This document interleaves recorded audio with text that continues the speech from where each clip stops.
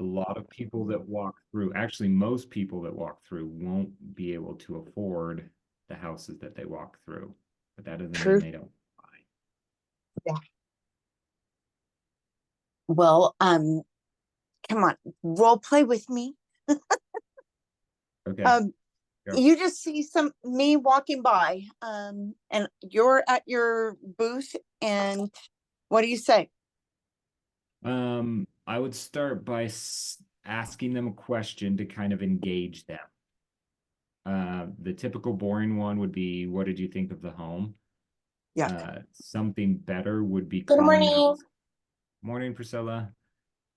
Call out something that you really enjoyed, or to like get them to want to talk to you.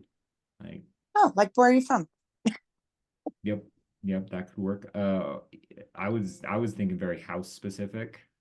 Okay, I love So, that. um, do you like this master bedroom? Do you want a master like this? How the views compare this house to others that you've been in? Um, things like that. Okay, Whatever is interesting and intriguing to start the conversation. And then ask them why they walk through, like why do they like to come to the parade of homes? If they want to buy a home like that, whatever. You can joke around like, you want to buy this home? It's for sale. okay, yeah, See where it goes. But okay, just try to open the conversation, and then the true Scarlet will take over. okay, Life story. okay. Well, awesome. I ordered my business cards, so I'm gonna have those in hand. Sweet. And get their contact info. Don't just use you giving your card out as an out. Right, no, They're not going to yes, call you, statistically you're right. speaking. If you hand out a card, it's going to get lost. Even if they want to call you, they probably won't. But if you get their contact information, it's real easy to follow up with them. Okay. Like, can you like think of what the best connection would be? Just talking, just being friendly, and I just don't want to be like I don't want it to lead just to real estate, that's for sure, because that's not the right ticket.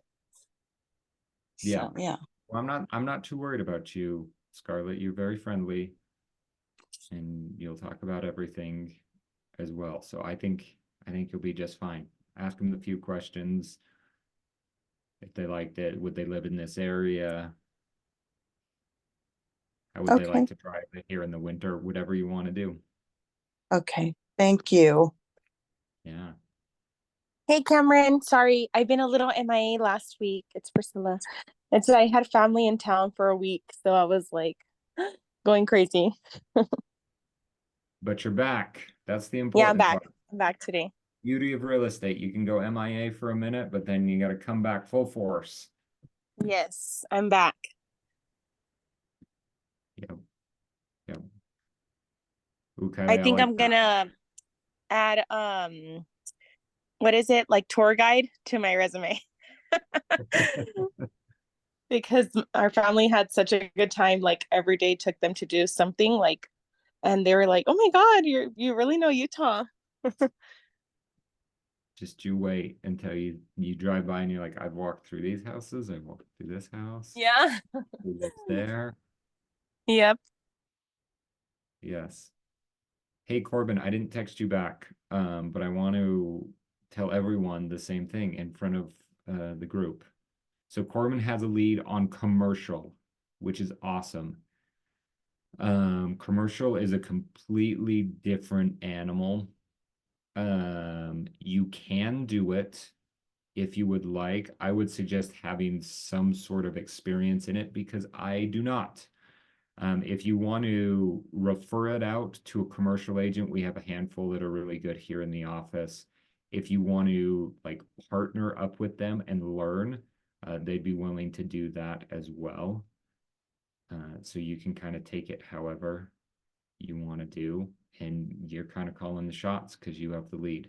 So if you want to say, hey, take the lead and run, give me 25% when it closes, no, I want to be very involved. Let's split this 50-50. Like whatever makes sense for you in commercial, I will support it.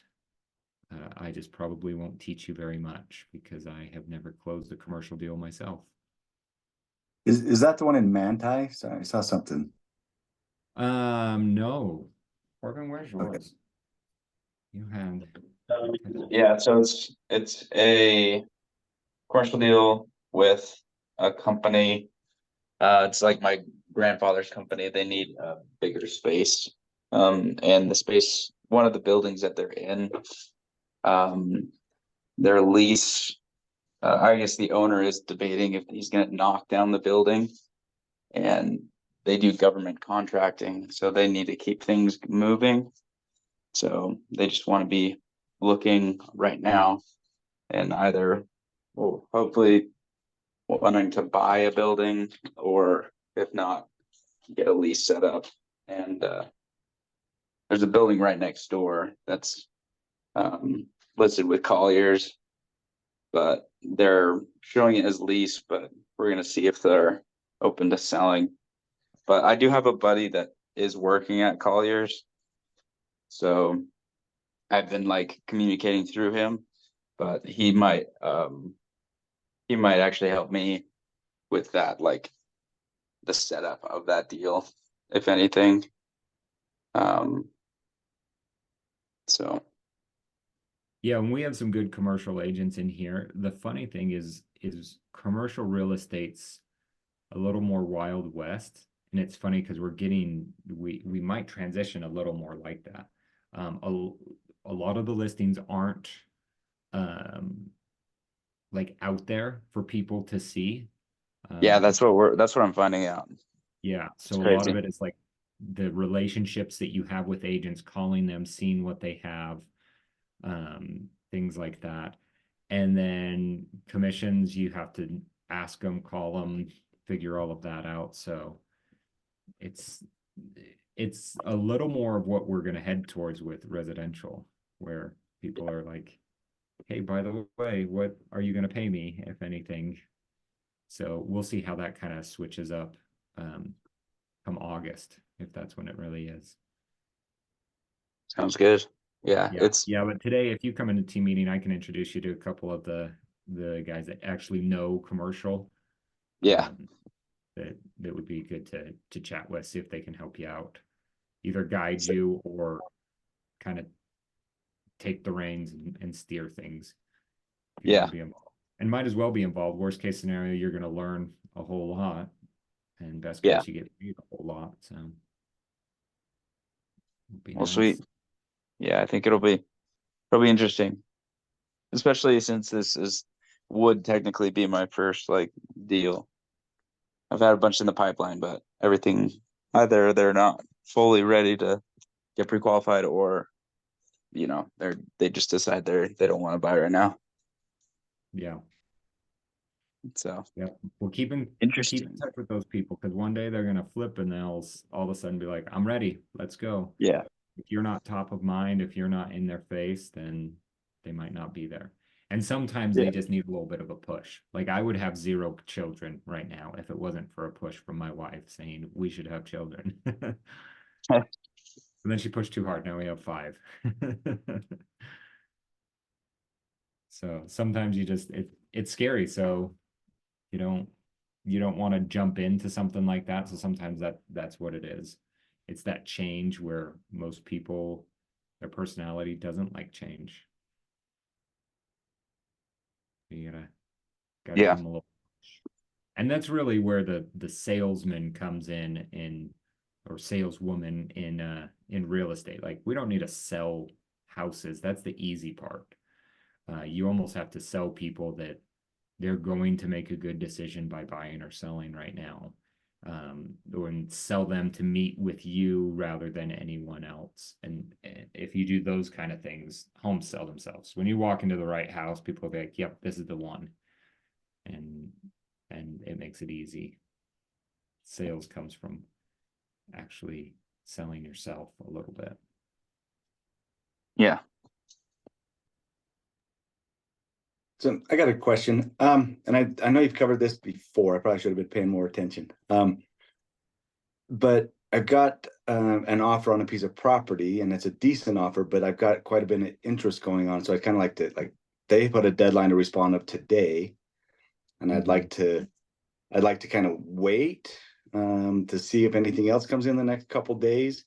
But the deadline's today. How do you go about that? Do you wait? Can you do something?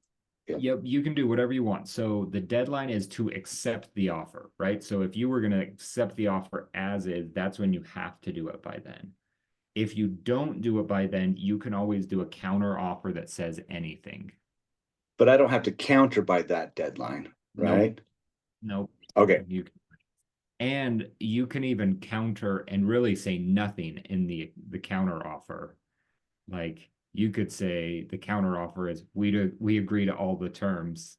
We just didn't Okay. sign it in time, kind of a thing. And then you let them sign. Okay. Because So I don't have to respond with a counter by the deadline. That's just the deadline to accept. Yep.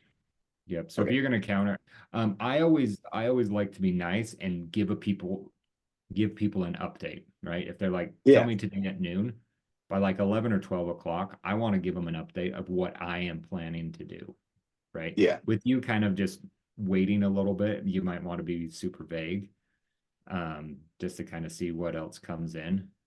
Yeah.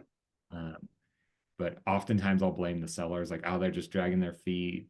They're nervous about this whole process, kind of a thing, or something like that. But if you are the seller, then I am the seller, so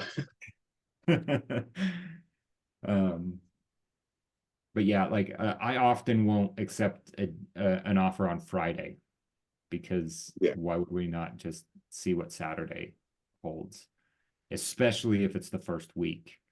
And so you don't have to accept it, but then you can always counter back and say, actually, we're good with everything you said. No one else made us an offer or anything.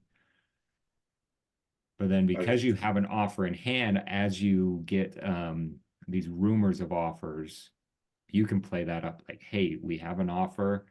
I just want to let you know, like, come in strong. Make sure that you're giving, like, make sure you're getting the max price that you can. Like, squeeze all of the juice out of that house. Yeah. And so you utilizing an offer to get more is nice. Every once in a while it backfires. People are like, oh, I don't want to make an offer because you already have an offer. I don't want to fight. Yeah, that happened to me this past weekend on an investment house. They took the agent said they already have an offer, and he's just like, well, I don't even want to bid on it or like offer on it. And so it kind of backfired on him that way. Mm-hmm. Yeah, I've seen it backfire. And then I've seen it, the other people are like, we really want it, so we're gonna come in strong. So whenever I get a rumor of an offer, someone's like, hey, I'm going to send in an offer, I really like to call all the other agents that have recently seen it and be like, hey, I don't know if you wanted to make an offer, if your people were still thinking about this.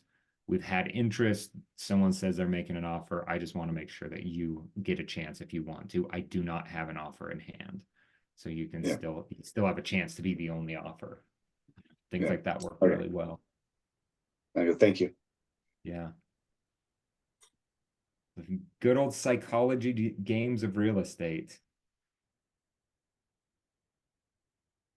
Okay, well, today is going to be an awesome education day. So team meeting at 11 o'clock will be awesome. We have Johnny Christensen coming in. He is the regional director. He's Shoney's boss. He is going to talk about being productive.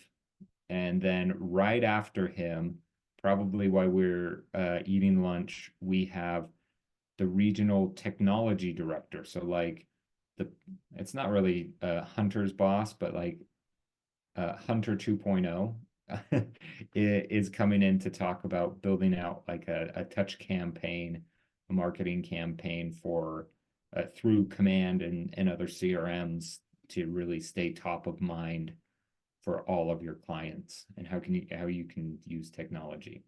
It will not be streamed, so if you can come in, we are going to record both of them. So Kylie, if you're like, my kids will not allow me to go to another meeting, you can catch it on YouTube after.